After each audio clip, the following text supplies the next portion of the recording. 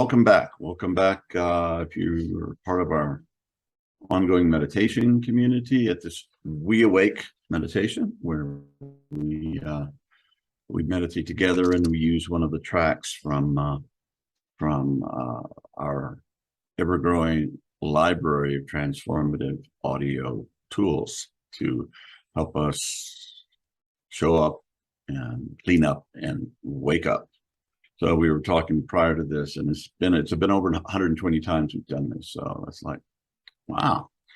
And that's a good thing, because it just takes practice, unless you're born one of these people that work through all this stuff in a past lifetime and you just show up like enlightened. Yeah, you're probably not. I don't think I've ever met anyone like that, but I've heard stories. But yeah, I have more to say about that, but I'll spare you right now. But we're going to listen to a track. It's called Kundalini. It's track 2, and it is read. Who leads us is not Anna Wise. It's Judith Pennington, who is a good friend of ours and a really wise, beautiful woman. And she is like the proponent, the person that uses mind mirror technology. It's a very sophisticated way of measuring what your brain waves are doing, and it can show you all kinds of things. It's very interesting. We did a Technology 2.0 some years ago. They're still on YouTube, where I was interviewing and talking to people who were working with transformational, cutting edge technologies. And I think, if I recall, they hooked my brain up to this thing while I meditated with PMP 3.0, one of the tracks there. And amazingly enough, it showed this perfectly syncretic awakened mind pattern. So it's like, if it can make my mind do that, there's plenty of hope for your minds too, right? So in this track, it's a guided meditation by Judith Pennington, but she's actually reading the words that were created by Anna Wise. And Anna Wise, as her name suggests, was very wise. And she was one of the pioneers who started this whole, brainwaves are important, and different brainwaves can, affect different things. And in different states of meditation, this is what, exhibits itself as far as brainwaves. And so obviously that's, she's a big pioneer in everything that we've done. And why we continue to do that. She started the ball rolling. Fortunately, she's no longer with us, but she sure contributed a great deal. So this is Anna Wise's meditation transmitted, and I'll say transmitted by Judith Pennington, because I'm sure you can hear in her voice, the transmission is very powerful. And just relax into this and follow the guided meditations. And when I'm kind of doing this energy thing, I will, on the up breath, like start at my spine and imagine the energy going all the way up to my crown chakra. Then I breathe out, it goes all the way down, up and down. It's pretty cool. And you do that for a bit. Using this technology, you can actually feel the energy doing that. So, but anyway, in this case, let's listen to what Judith has to say. And this is a 24-minute meditation. And without further ado, let's do it.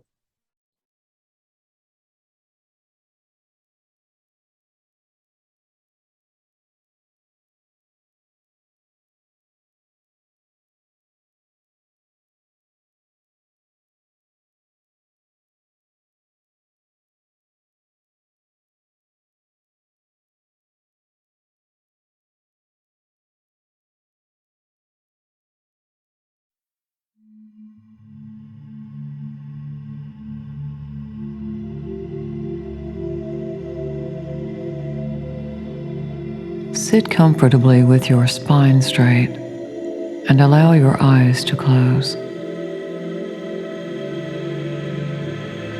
Allow yourself to take a few minutes to clear your mind and relax.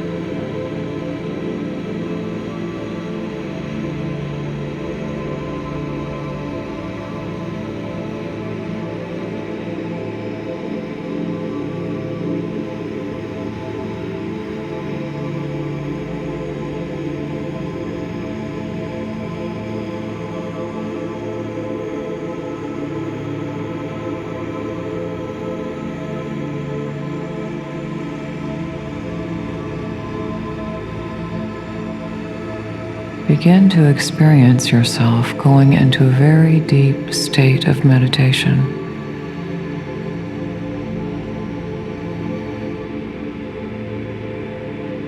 It's almost a sense of falling backwards into softness, backwards into warmth, backwards into yourself.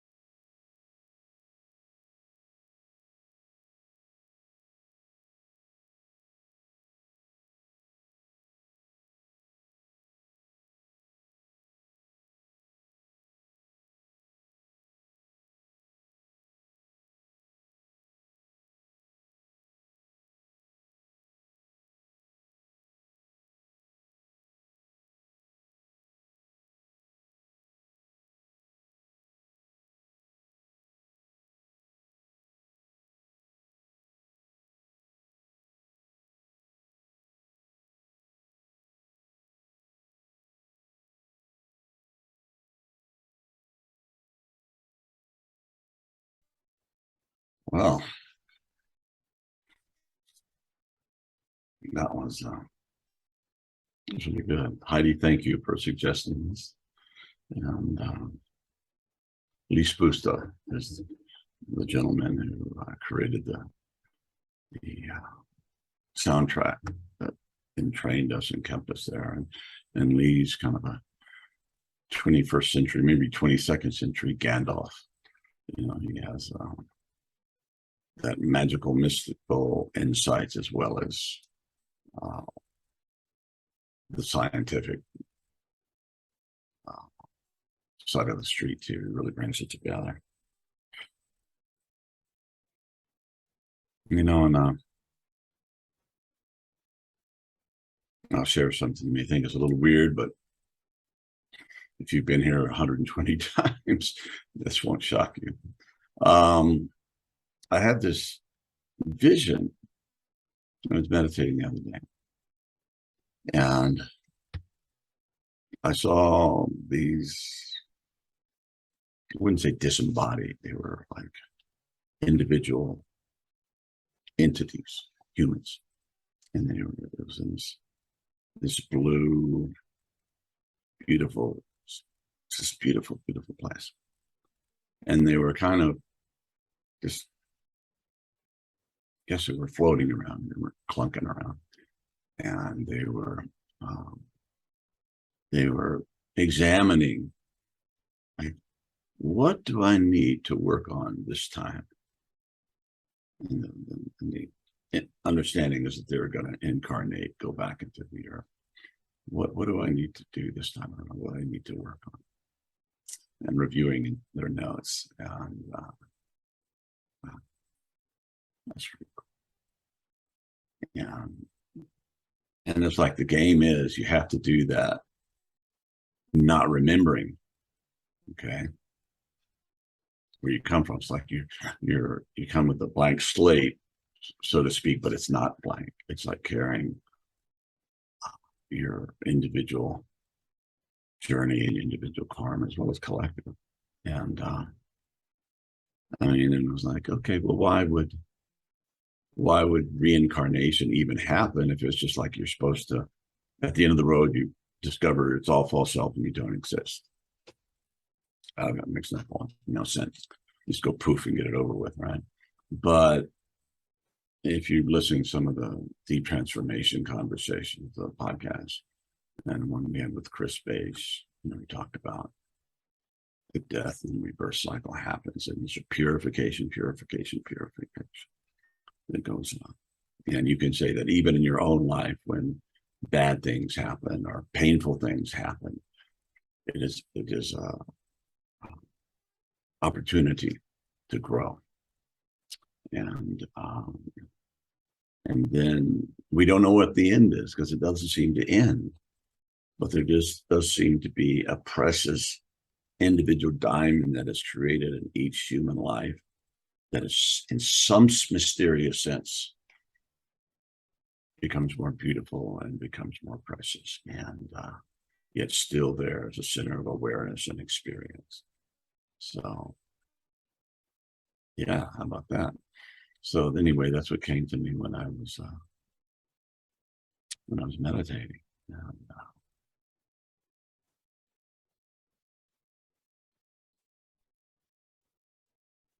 yeah, and so when bad things happen, again, Robert Augustus Master, who's a friend and a colleague that we just spoken to as a part of the deep transformation.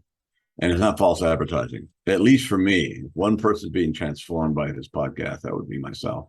So it's really been great. But one of the things in Robert's teaching, Robert Augustus Masters, he is a very skilled therapist that deeply combines the Western individual ego psychology as well as the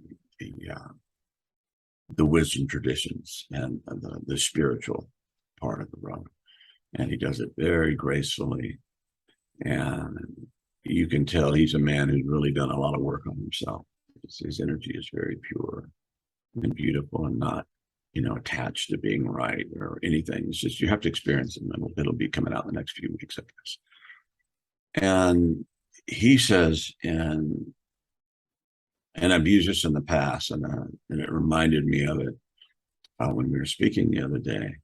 When you're in meditation or you're going through something painful, you've lost a loved one, or something bad's happened, you're getting ill, or all the myriad things that can happen.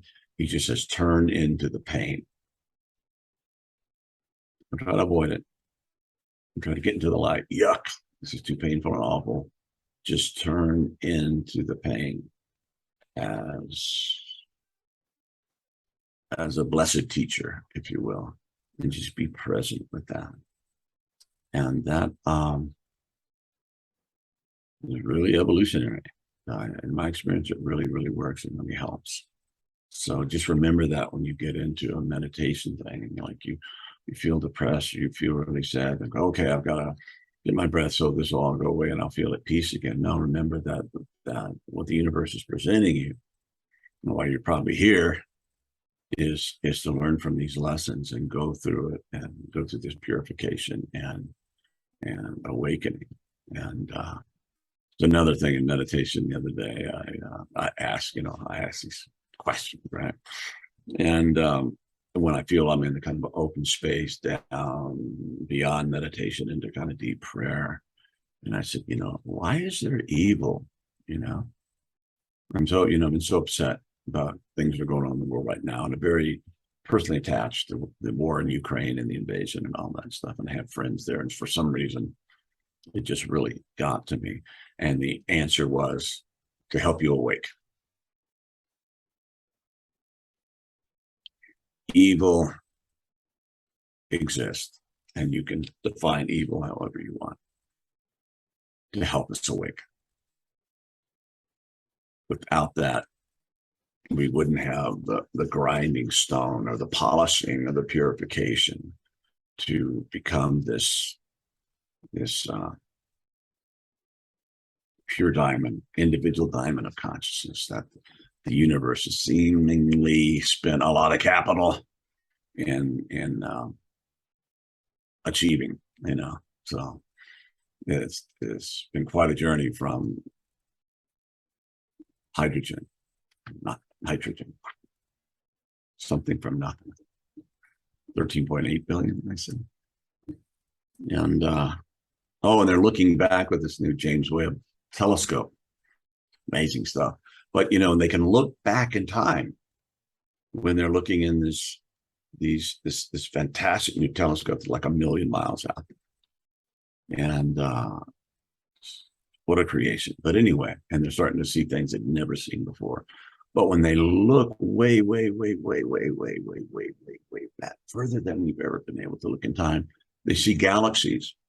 But the galaxies are much more formed than we thought they would be at that period. So the galaxial organization that produced us seemed to start happening very, very much more quickly after the big mystery, the Big Bang. So it's like, what does that tell us about the nature of things? So yeah, we're here, we're in it. And in the Chinese curse, may you live in interesting times. Well, we certainly do. And so let's become all that we can be with this short lifetimes that we choose to be in, if what I'm seeing has any merit. And yeah, don't avoid the suffering, don't avoid the pain. Consciously in your interior, just turn into it. And as it says in Psalms, says, yea, though I walk through the valley of the shadow of death, I will fear no evil, for thou art with me. Right? So even in the darkest, deepest, darkest, random, terrifying, grief-filled place that moves from your own individual pain into our collective pain, and the pain of all of the creation that groans to be reborn. Yeah, try being really present with that, and just, okay, teacher, what needs to happen, and hold on to that. It says, for thou art with me. It says, their rod and thy staff, they comfort me. Like even in the random confusing of nihilism and nothingness, the solidity, the realness of the divine, of God, is still there. And all you have to do is reach out, and it will get you through that darkness in a way that is purified. When you start letting go of some of the stuff that we collect, and we kind of, and all that stuff is great because it's fuel, right? But it has to be transmuted. It has to be set on fire through the inner light of our inner nature and our true nature. And remember our true nature, as Hamid or H.A. Alma says, and you can substitute true nature for God or something, is when we're doing that work, it is nothing but true nature doing true nature. Okay. God waking up through us, and it's very interesting. It's like it transcends duality and non-duality. It's both there, and it comes into quite a mix. So anyway, thanks for hanging in there, and I hope you enjoyed the meditation. And it was very cool, very good. And I felt your presence there. When we meditate together, we create fields of transformative healing energy too. So thank you, Heidi. Thank you, Judith Pennington. Thank you, Lee Spusta. And thank you, team, for helping us get this out to the world. Blessings.